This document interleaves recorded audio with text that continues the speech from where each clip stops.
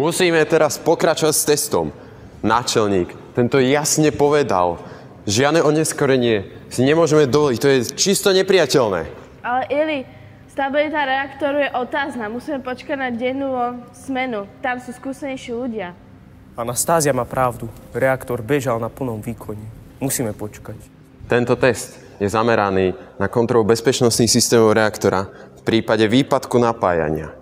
Musíme zistiť, či by bola turbína reaktora schopná i naďalej produkovať dostatočný výkon, kým nabehnú núdzové generátory. Ak to neurobíme teraz, čelíme vážnym problémom v budúcnosti. Máme rozkazy, náčelník to vyžaduje, rovnako aj Moskva. Dmitriu, upravte regulačné tyče.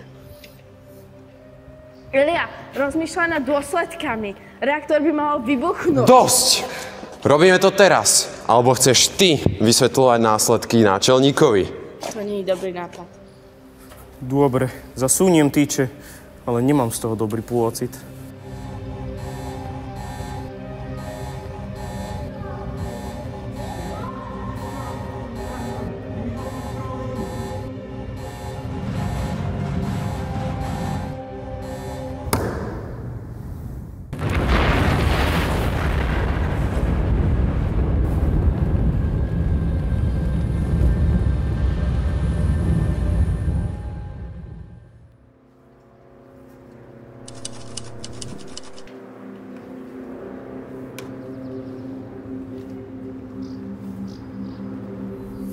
Černobyl.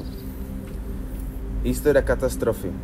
Dňa 26. apríla 1986 došlo k jednej z najhorších jadrových katastrof v histórii ľudstva. V Černobylskej jadrovej elektrárni na Ukrajine počas neúspešného bezpečnostného testu došlo k explózii 4. reaktora. Tento test mal preveriť schopnosť reaktora udržať chladenie v prípade výpadu elektrického prúdu. Kvôli chybám v návrhu reaktora, nedostatočnému bezpečnostnému opatreniu a chybným rozhodnutiam operátorov sa test vymkol spod kontroly a spôsobil výbuch, ktorý roztrhol reaktor a uvoľnil obrovské množstvo radioaktívneho materiálu do atmosféry. Radioaktívne časti sa rozšírili po celej Európe, kontaminovali pôdu, vodu a ovzdušie. Najviac postihnuté boli oblasti v okolí Černobylu, kde sa radioaktívne izotopy usadili v lesoch, riekach a jazerách. Zóny s vysokou úrovňou radiácie sa stali neobyvateľnými a tisíce ľudí muselo byť evakuovaných. Mnohí obyvateľia trpeli akútnym radiačným syndromom, ktorý spôsobil popáleniny, zdĺhanie orgánov a v niektorých prípadoch až smrť. Odhady hovoria o tisícoch ľudí, ktorí zomreli alebo utrpeli vážne zdravotné problémy v dôsledku katastrofy.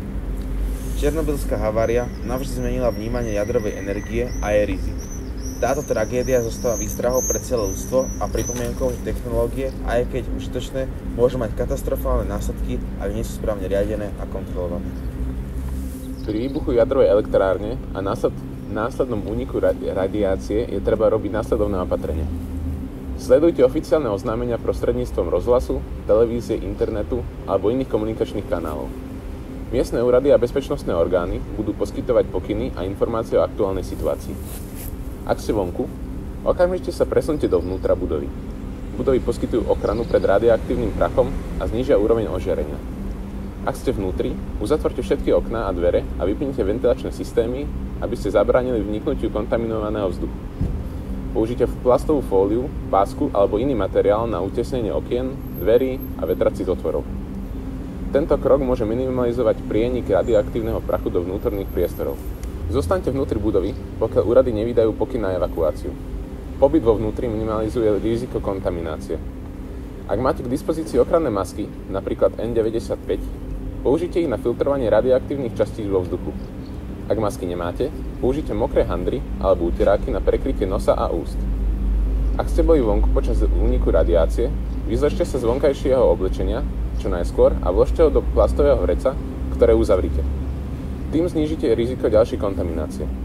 Osprchujte sa čo najskôr, aby ste zmyli radioaktívne častice z pokožky a vlasov. Použite veľa vody a hlavne mydlo. Utrite všetky povrchy vlhkou handrou, aby ste odstránili prípadný radioaktívny prach. Handry potom dôkladne vypláchnite alebo zlikvidujte do uzavretého vrecia.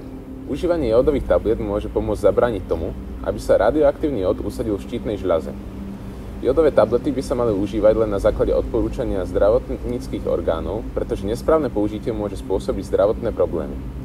Pripravte si evakuačný balíček obsahujúci základné veci, ako sú voda, potraviny, lieky, dokumenty, baterky, batérie a oblečenie.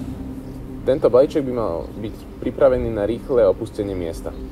Ak úrady vydajú pokyn na evakuáciu, okamžite sa riadte ich pokynmi. Poučite odporúčané trasy a dopravné prostriedky.